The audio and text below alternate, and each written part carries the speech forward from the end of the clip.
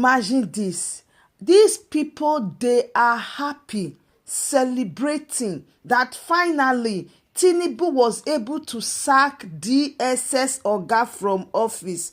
Oh my goodness. Hey, my people, my people.